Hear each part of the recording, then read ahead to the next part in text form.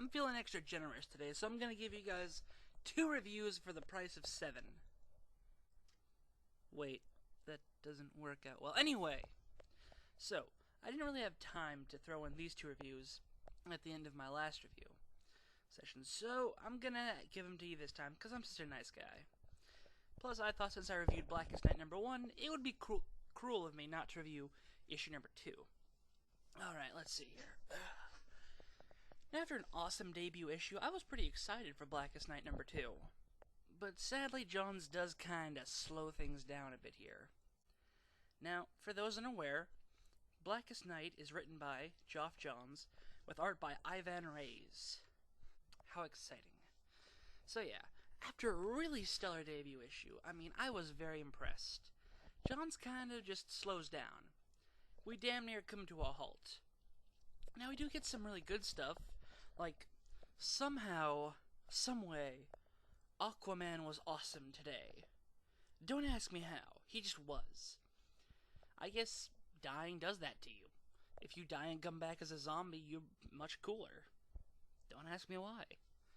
But yes, it's just so awesome. There's this long fight between Aquaman and some guy who apparently was Aqualad called Garth. There's something funny about Atlanteans calling their kids Garth, but anyway, it was a really cool and intense fight. It was awesome. Even sick and just really great. But that was the highlight of the issue. And really, I could say you should check out this issue just for probably one of the few times that Aquaman has ever been badass. But it's a really cool moment. We do continue the fight between Green Lantern, Flash, and Martian Manhunter, but truth be told, it's not all that great. It's actually dragged out a little too much here. I'm like, why did we even have to get an issue of Green Lantern for this if it doesn't really even lead up to an actual fight that ends? I don't want to spoil it, though. So, in general, though, I'm going to say this issue was a good follow-up to issue #1. Despite a fairly slow pace, I didn't mind it as much. We got some nice developments, and there was some really great character work. Johns really excelled with the character work, to say the very least. It looked great. Now, the artwork was pretty good. Ivan Reis, as I mentioned last time, style doesn't really appeal to me, but I still liked it.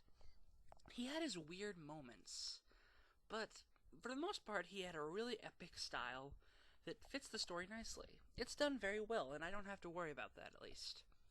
Though, overall, I gotta say, with the slowing down pace and the art not really being my thing, I didn't like this issue as much as I liked the first issue.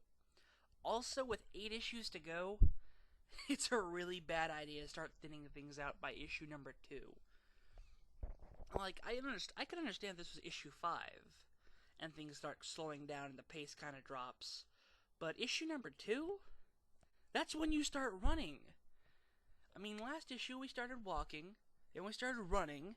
This issue we're running, and then we kind of just stop and look at some pretty flowers. Some pretty dead flowers that are trying to eat us. Oh well. Now, if you're not reading Blackest Night, I say go out and get issue #1. This issue, while it's not as good, it's still an exciting event that I'm really enjoying. I say give it a read. Alright, now Blackest Night Batman #1. Now, I made a video quite a while back saying, "Damn you, DC!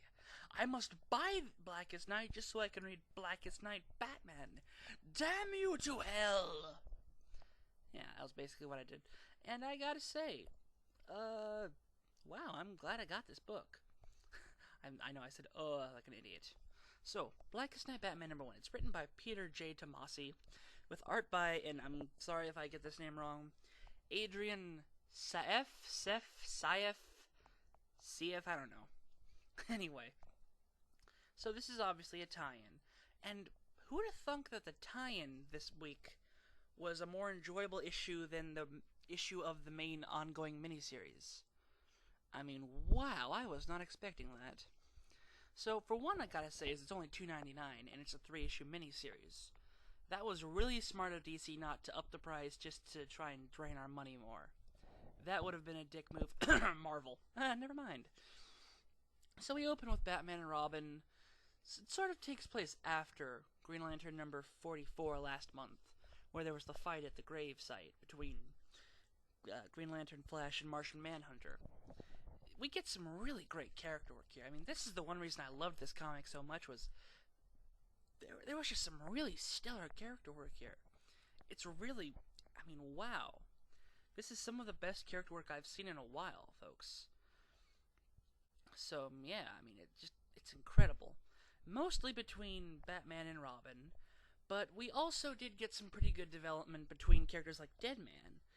The dialogue is just absolutely amazing. I mean, I was impressed with what Johns did in Blackest Night #2, what Mark Millar did in Ultimate Comics Avengers, and what Bendis did in Ultimate Comics Spider-Man, but this issue, hands down, had the most interesting and well-written dialogue of all of them.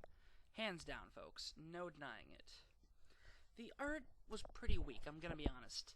Mr. Saef, his style just... it's very bland and simple. It's not bad, he hits some nice emotional levels at least, but compared to Ivan Reis, it's not at the same level it could be. Still, at the very least, a good-looking issue, to an extent. Now, the character work was amazing, the plot was pretty good. Being only 3 issues, you can't really worry about that. I mean, it's only got 3 issues to tell a very simple story, and, let's be honest, it's not like anyone's gonna die now. But for one thing, is that this is Batman's first really big test now, with Dick Grayson as Batman. And that's a pretty intense thing, I gotta say. So, long story short, I'm gonna give this a recommendation. I'm saying it's a 5 out of 5. It's a must-have. If you're reading Blackest Night, and you're like me, and you're skipping over most of the tie-ins, pick this up. No excuses. It was just absolutely incredible. So while Blackest Night #2 was a 4 out of 5, a must-read, Blackest Night Batman #1 was a 5 out of 5, a must-have.